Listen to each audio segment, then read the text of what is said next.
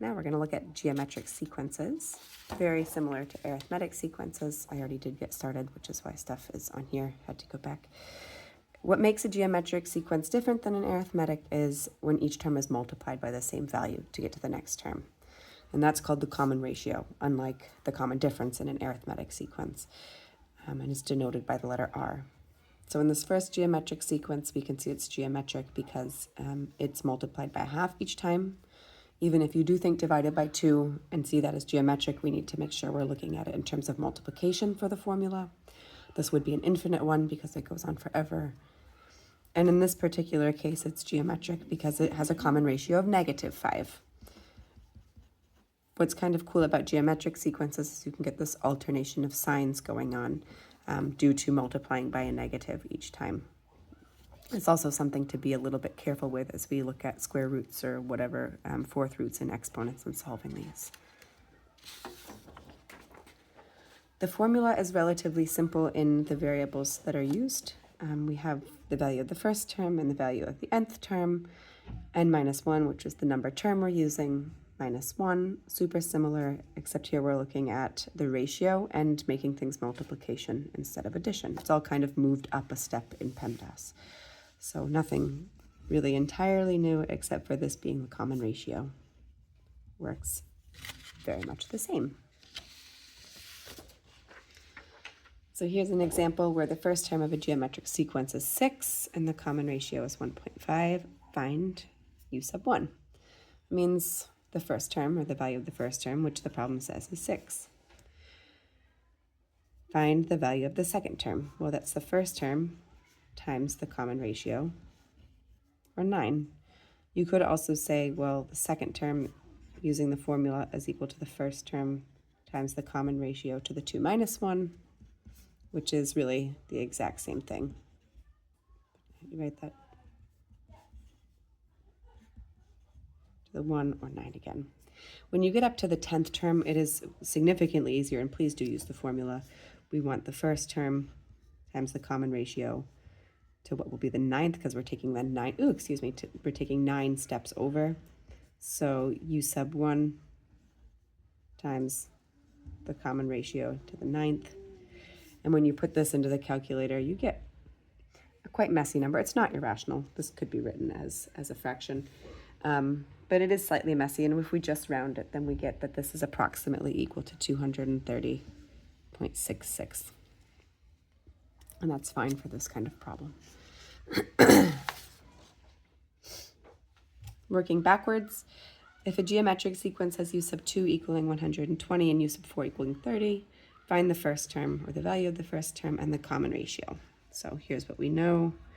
U sub 2 equals 120, u sub 4 equals 30. We want to find u sub 1, the common ratio. And if you remember back to the arithmetic sequences, what we're going to need to do to find 2 unknowns is use a system of equations. So I'll set up one for each, the u sub 4. Here's my formula. There's the formula. 120 is equal to u sub 1 r to the 2 minus 1. We could simplify that to 120 is equal to u sub 1 times r. And we also have 30 is equal to u sub 1 times r to the 4 minus 1. Simplifying that, we could get 30 is equal to u sub 1 r cubed.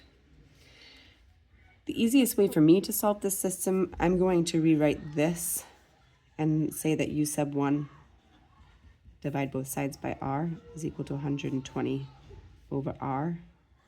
And then I'm going to put it in the other equation. So 30, because I know now a way to write u sub 1, is equal to u sub 1, which I can now substitute with this expression, r cubed, and then r to the third divided by r, thinking of those power laws, is going to be r squared.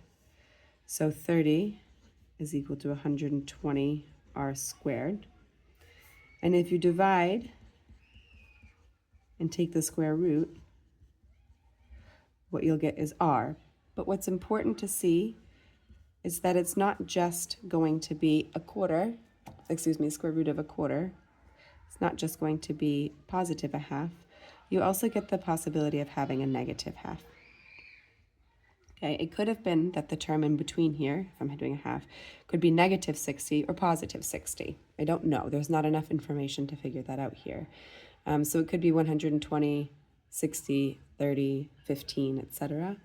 Or it could be 120, negative 60, positive 30, negative 15.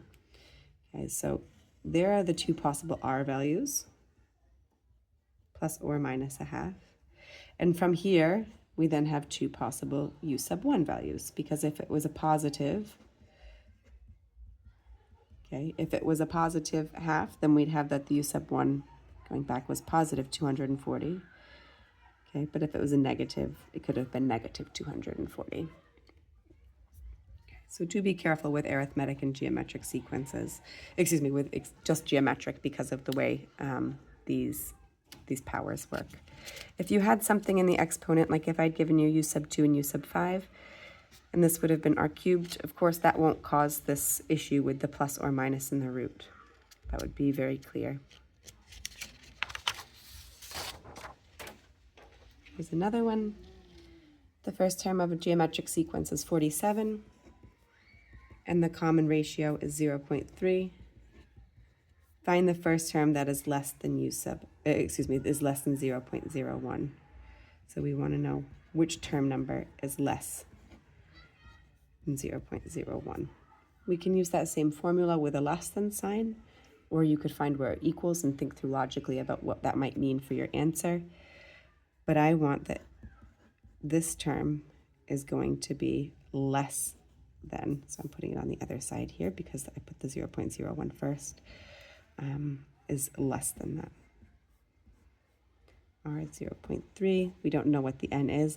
And we just solve this again as if it were an equality, being careful if we multiplied or divided by a negative to flip the sign. 0.01, instead of putting these pieces into the calculator now, I'm just going to keep going here. We need a logarithm to solve this power. Log base 0.3 of 0.01 for 47 is to be greater. Oop, yep, that's right.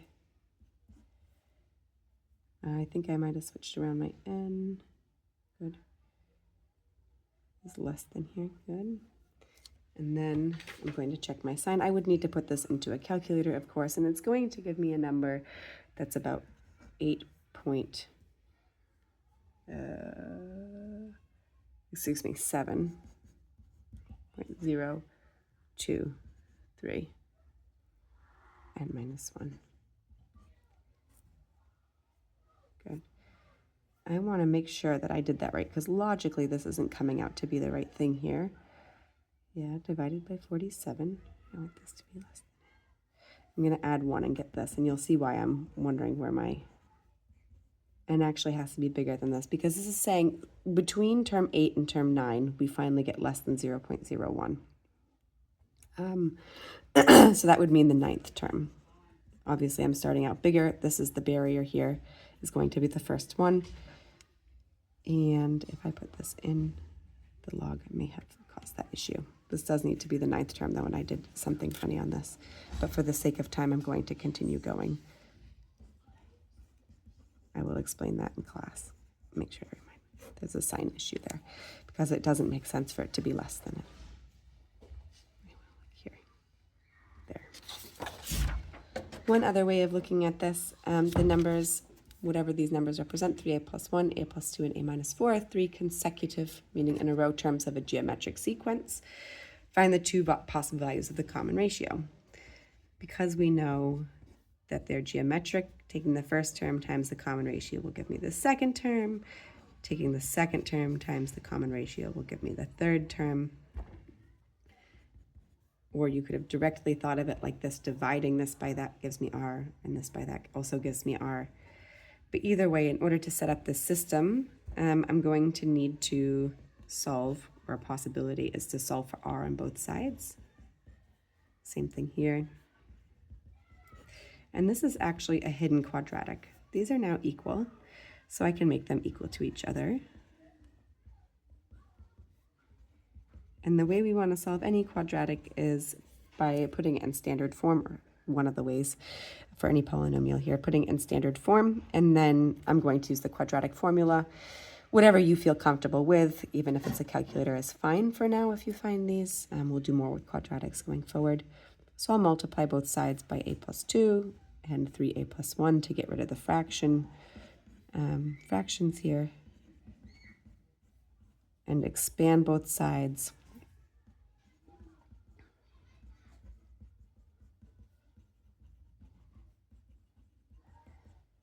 Oops, excuse me, that should just be a 1. Minus 4. And when I combine these like terms and move these terms over to the other side to make it equal 0, I get 2a squared. That'll be minus 11a minus 4 more is minus 15a minus 8. Could factor it, could complete the square. I'm going to use the quadratic formula. Using the letter a is a little bit weird, but negative 15, positive 15, 2 minus 4, 2. And what this will give me is two options. It could be positive 8 or negative 1/2. But the problem is actually asking me for what the common ratio is, not what a is. So what I need to do is I need to put the a's in to this different sequences here. So the first sequence, if I put 8 in for a, is going to give me 25, 10, and 4. And you'll see that this is geometric, where the common ratio is 2/5. And if I put negative 1/2 in, I get that the first one is going to be negative 1/2, positive 3/2, negative 9/2. Also geometric, because the common ratio here is going to be multiplying by negative 3 each time. Okay, but this really relied on the fact that the common ratio is going to keep multiplying each term to get the next term. We have that. Make sure we're answering the question, and we're done.